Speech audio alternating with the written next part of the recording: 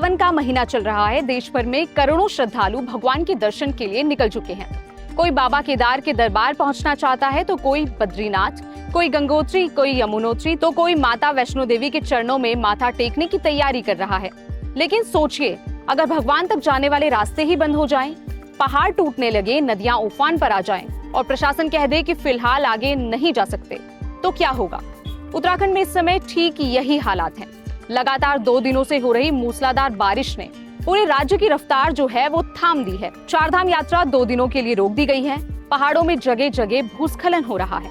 142 सड़कें बंद हैं। कई जिलों में स्कूलों की छुट्टी तक कर दी गई है और मौसम विभाग ने फ्लैश फ्लड का अलर्ट जारी किया है।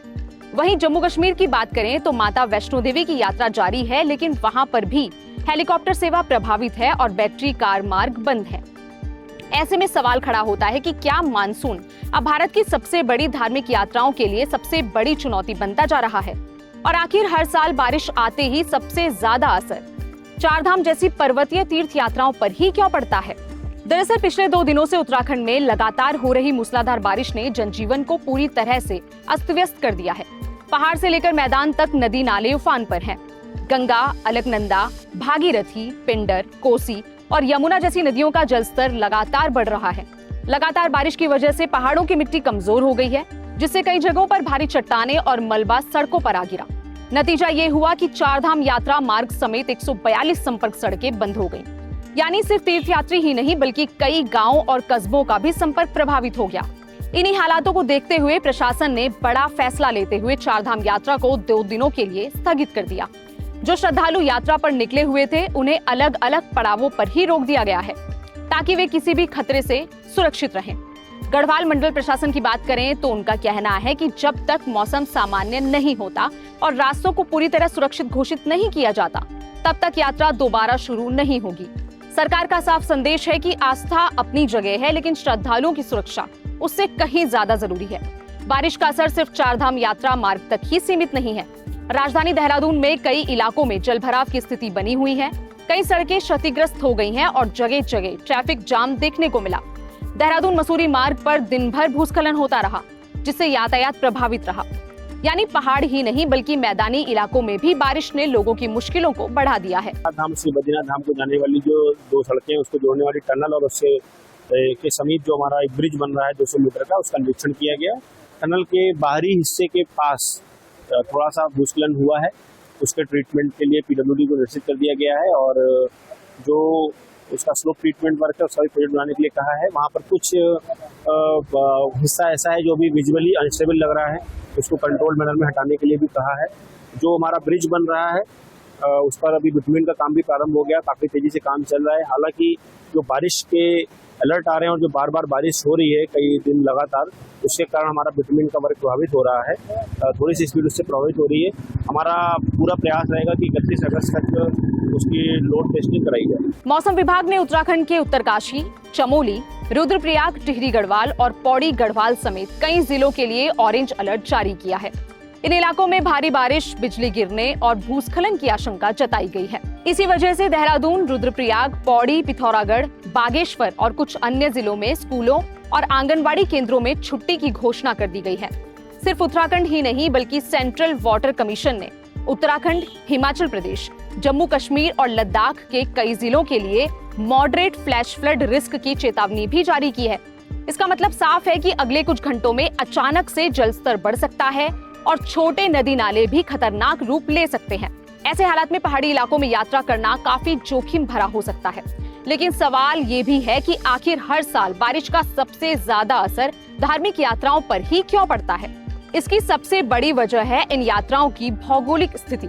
चारधाम, अमरनाथ और माता वैष्णो देवी जैसी यात्राएं हिमालयी क्षेत्रों में होती है। यहाँ ऊंचे ऊंचे पहाड़, संकरी सड़कें, गहरी घाटियां और कमजोर चट्टानें होती हैं। लगातार बारिश होने पर मिट्टी ढीली पड़ जाती है, चट्टानें खिसकने लगती हैं और भूस्खलन की घटनाएं बढ़ जाती हैं। कई बार कुछ ही मिनटों में सड़कें पूरी तरह से जमींदोज हो जाती हैं। यही वजह है कि प्रशासन किसी भी तरह का जोखिम लेने के बजाय यात्रा को अस्थायी रूप से रोक देता है। अब बात करें माता वैष्णो देवी की, तो वहां परिस्थिति उत्तराखंड से कुछ अलग तो जरूर है, लेकिन मौसम का जो असर है वो वहां पर भी साफ दिखाई दे रहा है। कटरा से भवन तक की यात्रा फिलहाल सामान्य रूप से जारी है। लेकिन त्रिकूट पर्वत पर बादल छाए रहने और रुक रुक कर बारिश होने की वजह से हेलीकॉप्टर सेवा दिन के अधिकांश समय प्रभावित रही। सुरक्षा कारणों से बैटरी कार मार्ग भी अभी बंद है।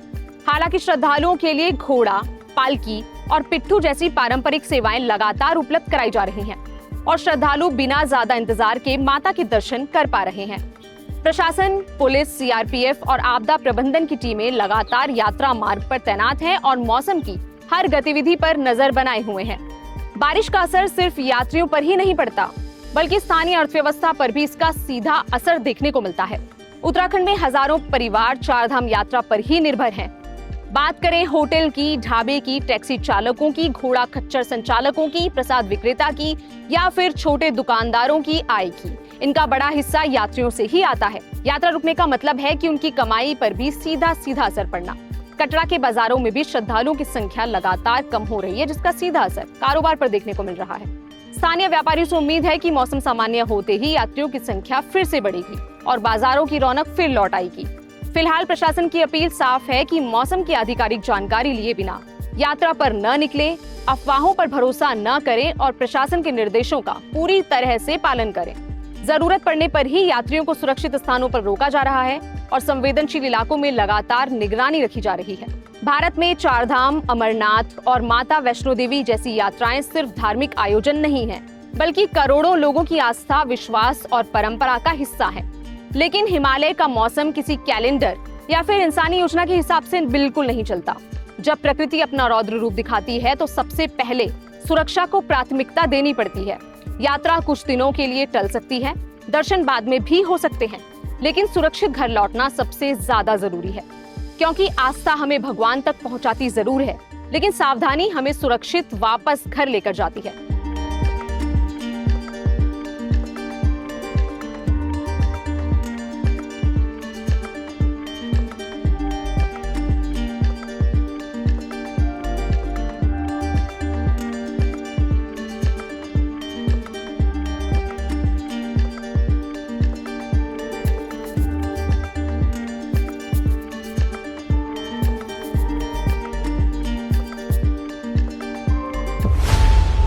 खबरों की रणभूमि में यहां शोर नहीं, सोच लड़ती है। जहां शब्द नहीं, फैक्ट्स वार करते हैं और हर सवाल खोलता है सच की नई परत।